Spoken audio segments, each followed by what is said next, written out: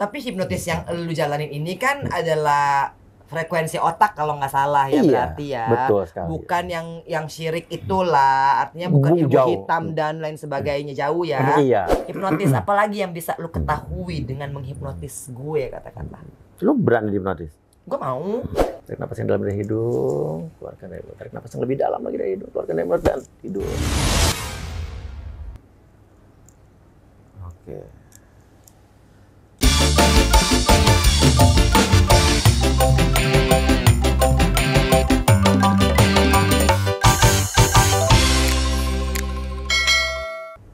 Assalamualaikum warahmatullahi wabarakatuh. Halo sahabat Kema. Wah, keren loh ya. Dan besti-bestiku dimanapun kalian berada. Nah, hari ini sebelum aku mengawali tayangan di Kema Entertainment, aku pertama-tama ingin memohon maaf ya kalau misalkan di tayangan-tayangan sebelumnya itu mungkin ada misperception ataupun ada salah-salah kata. Saya Angelina Sonak dan semua kru Kema ini mohon maaf lahiran batin. Ya makanya sekarang ini uncensored. Pokoknya semua itu harus dari awal sampai akhir sehingga semuanya tidak dipotong-potong ya kan. Akhirnya jadi salah sangka. Nah, oke. Nah, dan kenapa saya mengawali dengan permohonan maaf supaya tidak ada misunderstanding, karena tayangan kali ini agak-agak spesial. Ya, dan takutnya kalau misalkan tidak diklarifikasi dari awal akan menimbulkan dugaan-dugaan yang oh ini nggak bisa nih, ini syirik nih dan lain sebagainya. Karena dalam surat An-Naml ayat 65, A'udzubillahi minasyaitonirrajim, bismillahirrahmanirrahim. Qul la ya'lamu man fis samawati wal ardil ghaiba illallah. Yang artinya katakanlah bahwa tidak ada seorang pun baik di langit ataupun bumi yang akan mengetahui perkara-perkara gaib. Tapi ini menarik karena judulnya adalah hipnotis. Dan dengan siapa lagi kalau bukan dengan master hipnotis Uya Kuya. Yes. Aduh, gimana ya? Yes. Apa pertanyaannya? Jangan apa? langsung dihipnotis dulu. Jangan. Oh, lu mau dihipnotis? Jangan. Gak mau nanya apa yang lo ragukan atau mungkin tadi lo bilang tidak ada satupun perkara yang bisa mengetahui soal perkara gaib. Iya betul. Okay. Jadi kan maksudnya gini, pertama biar sahabat Kema juga ini clear kan ya. Oke. Kan ada dua jenis kalau nggak salah ya hipnotis itu kan. Ada yang benar-benar itu membaca. Gimana? Coba lu jelasin lah.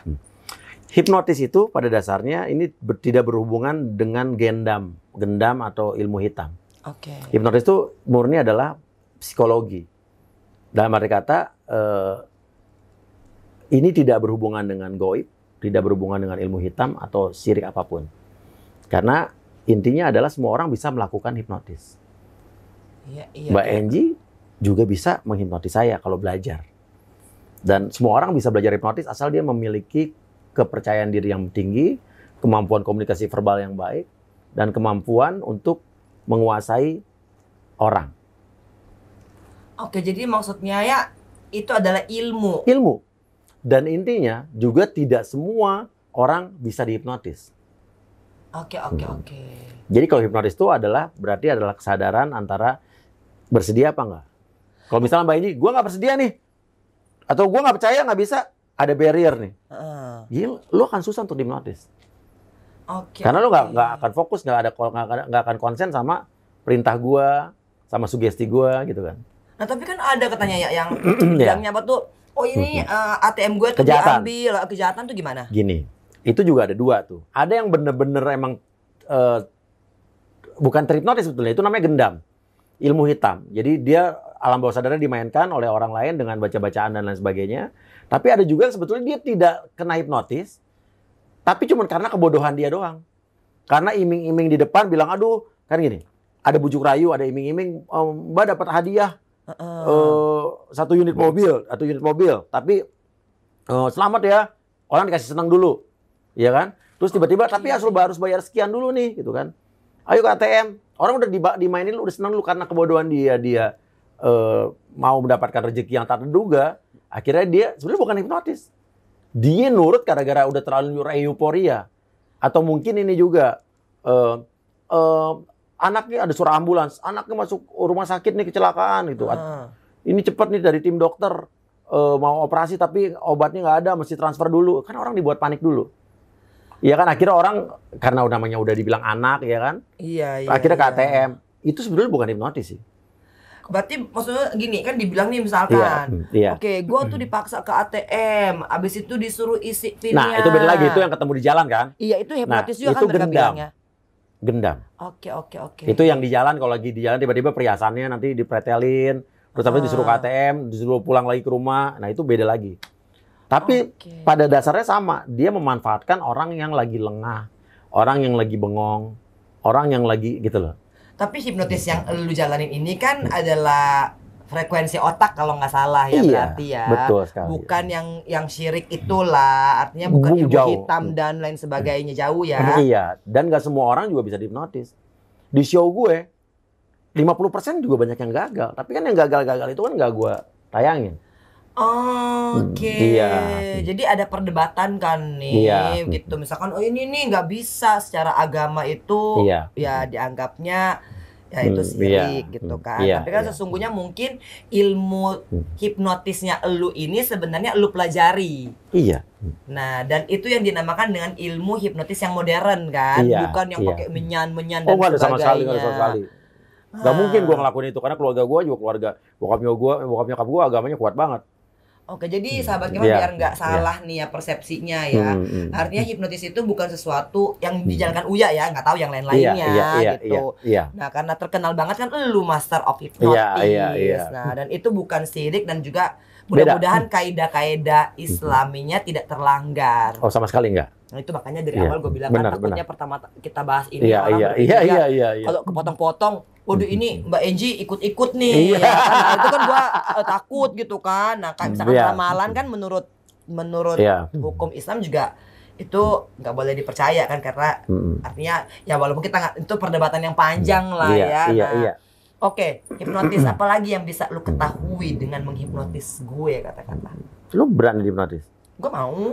Berani? Mau banget. Artinya kan yang penting kita udah clear dulu bahwa ini bukan sesuatu yang bertentangan dengan kaidah Islam, ya kan. Terus ini juga sebenarnya hanya membaca frekuensi otak gue, dan keikhlasan dari gue nya kan kata lu tadi. Iya, lo bersedia apa enggak? Iya, gue bersedia. Iya.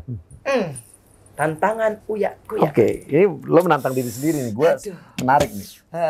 Bismillahirrahmanirrahim ya. Oke ya.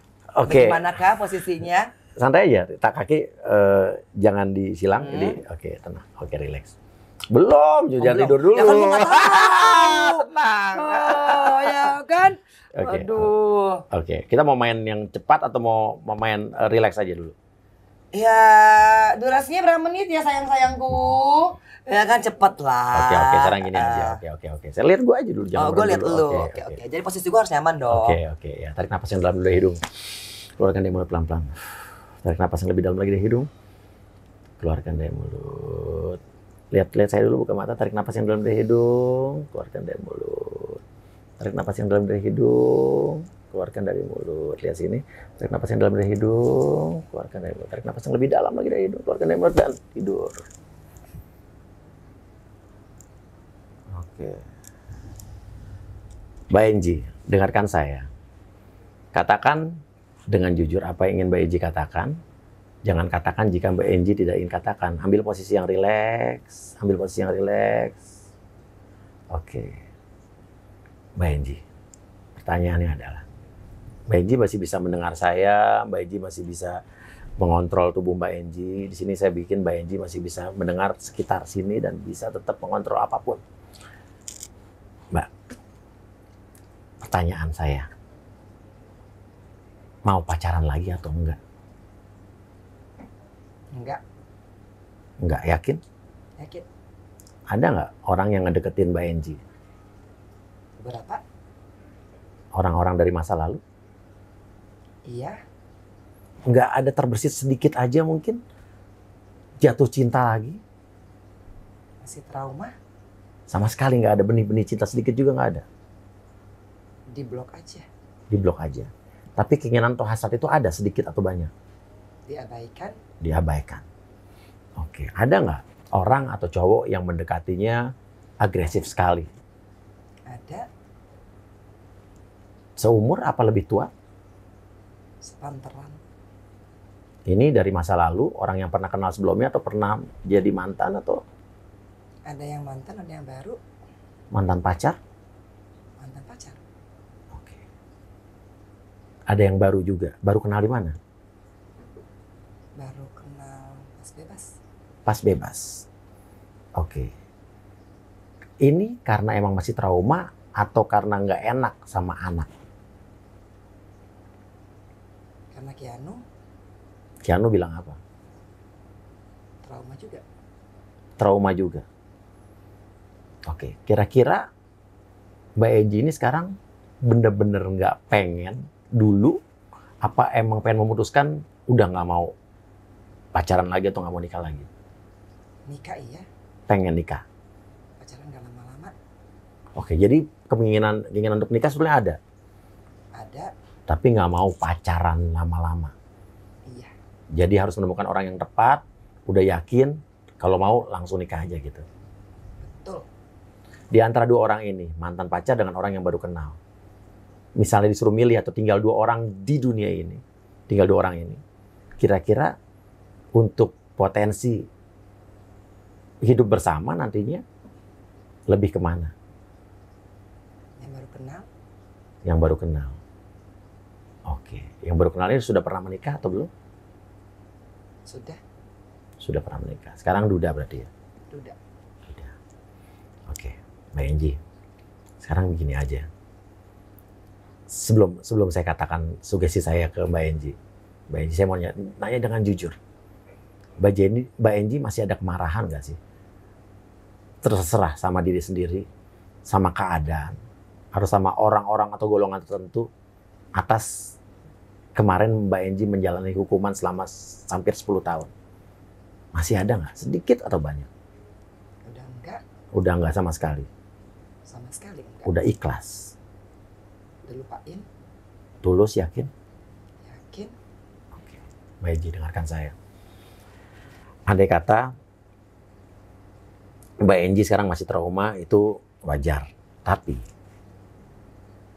jangan jadikan trauma ini menjadi trauma yang berkepanjangan. Karena setiap orang berhak untuk bahagia. Mbak Enji berhak untuk bahagia. Begitu pula Keanu. Anak Mbak Enji yang juga harus melihat mamanya bahagia lagi. Mendapatkan kebahagiaan yang kemarin sempat di penjara, sempat hilang. Sempat direnggut kebebasan tersebut. Mbak Enji harus bahagia. Ingat kata-kata saya. Mbak Enji berhak bahagia. Harus bahagia.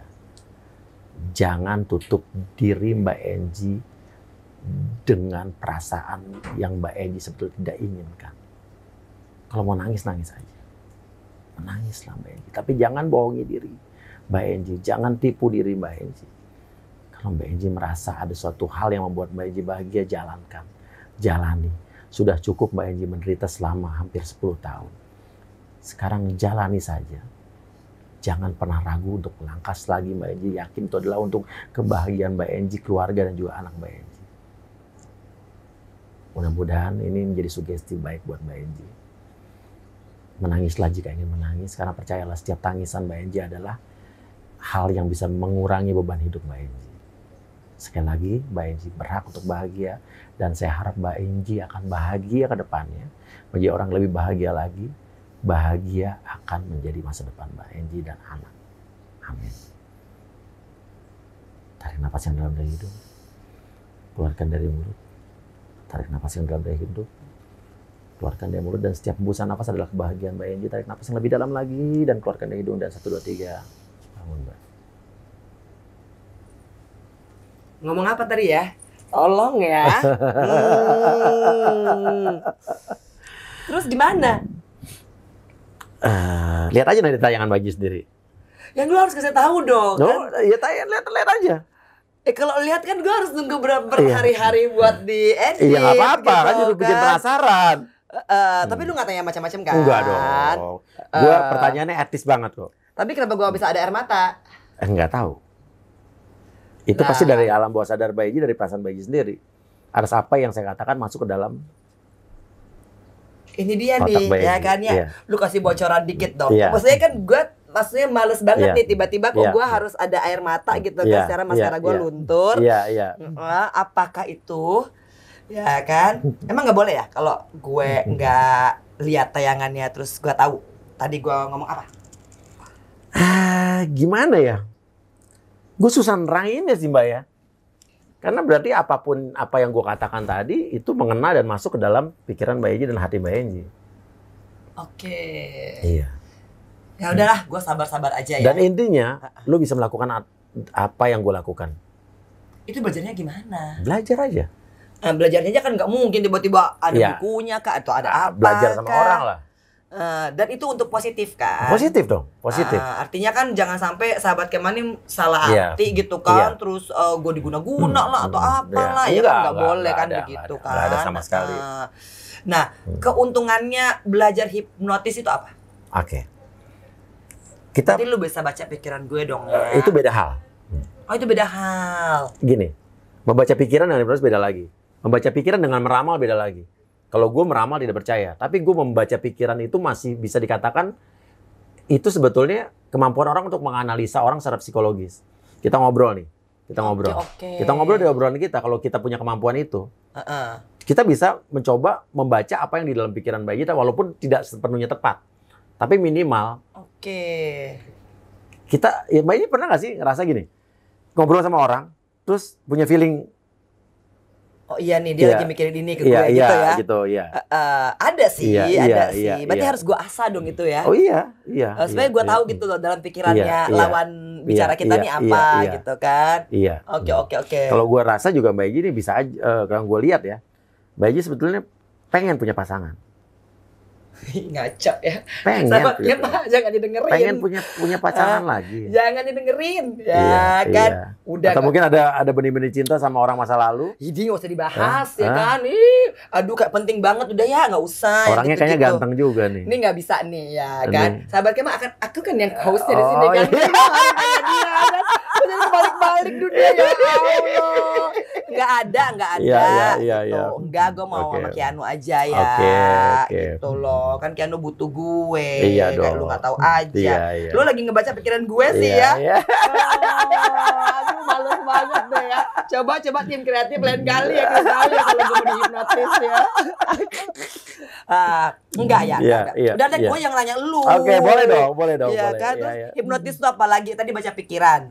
Jadi lu gue nih bisa mempelajari nih membaca pikiran. Iya, tapi itu bukan membaca pikiran, lebih tepatnya bukan membaca pikiran bahwa Mbak Enji nanti akan menikah di tahun berapa. Itu meramal. Dan itu syirik. Siapa yang bisa tahu ya kan?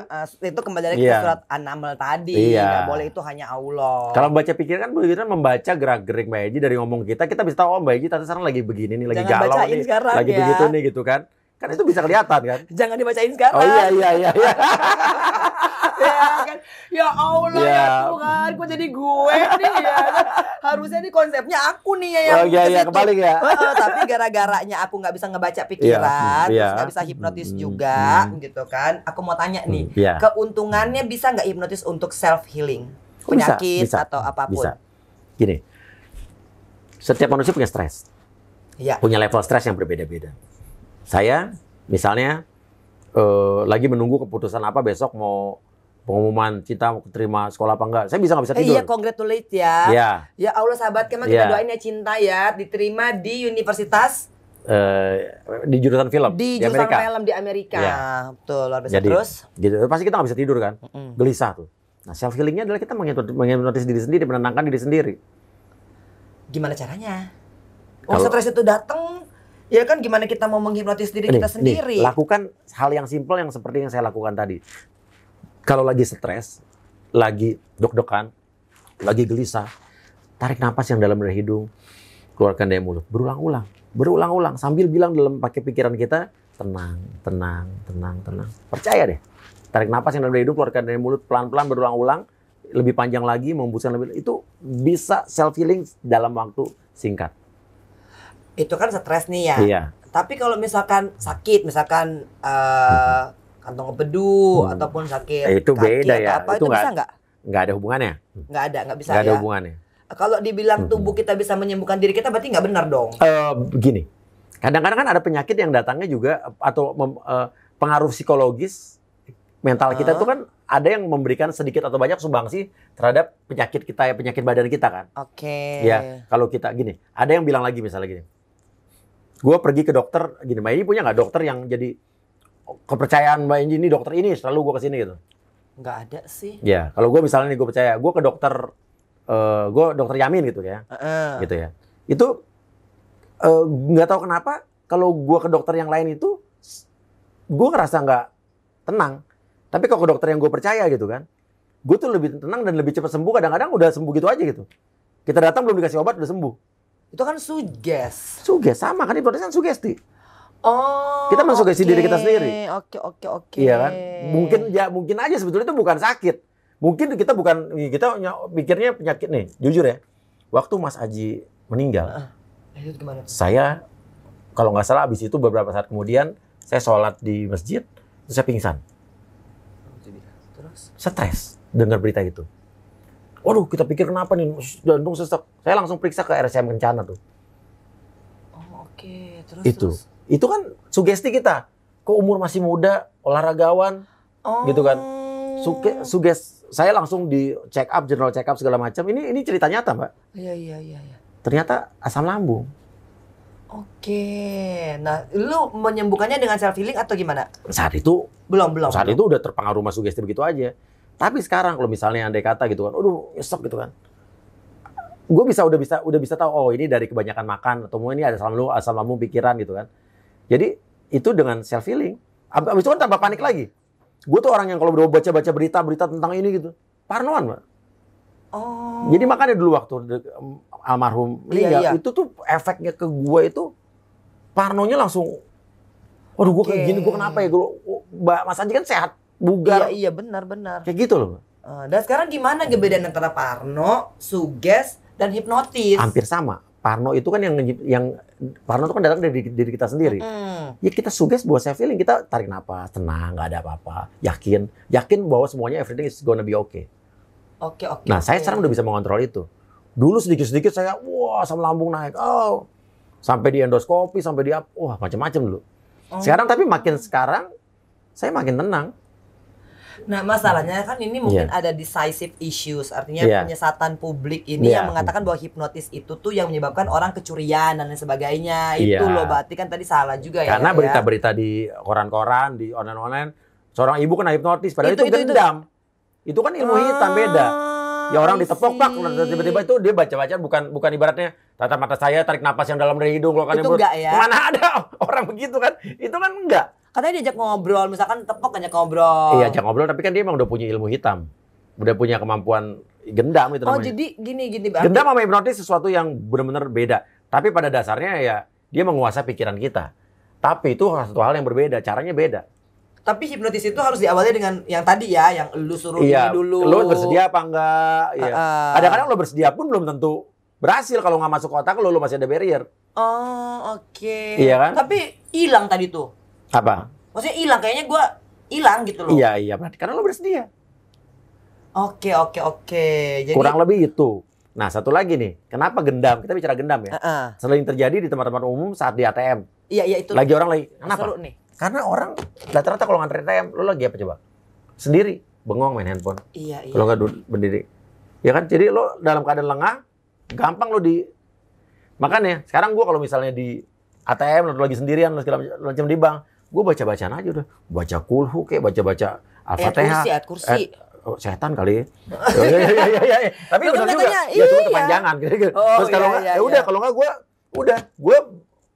gue membarrier diri gue dengan bawa lihat kanan kiri gitu kan. Makanya ada orang bilang juga katanya kalau di tengah jalan lo ditepok balik cepat gitu kan. Itu benar nggak? Nggak tahu gue, karena bukan ilmu gue itu. Cuma bisa jadi selagi kita masih sadar kita nameng atau ngebentengin diri kita dengan gitu. Mungkin gue nggak tahu katanya kan. Kalau gue takut ya begini gue tepok Iya. otopsi lagi. Makanya gue kan juga begitu. Gue takutnya ada orang nepok gue padahal mau negur gue tabok kan. Iya, refleks kan kita kan kadang-kadang kan. Oke, jadi sekarang akhirnya kita dapat ilmu nih nih ya. Artinya ternyata antara hipnotis, terus suges, terus juga ya syirik tadi ya ilmu-ilmu hitam itu.